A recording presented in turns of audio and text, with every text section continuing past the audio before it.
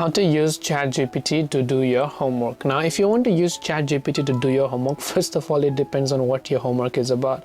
ChatGPT can do literally anything that is text-based. It can solve the math questions for you.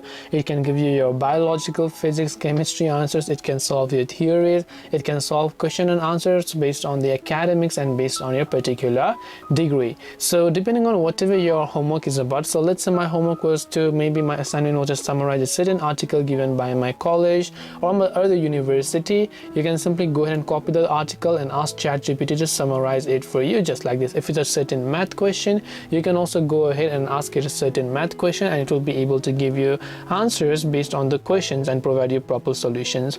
So hope this video helped you. If you have got any more questions, feel free to also leave them down in the comment section. Thank you for watching till the very end of this tutorial, and as always, see you soon in our next video.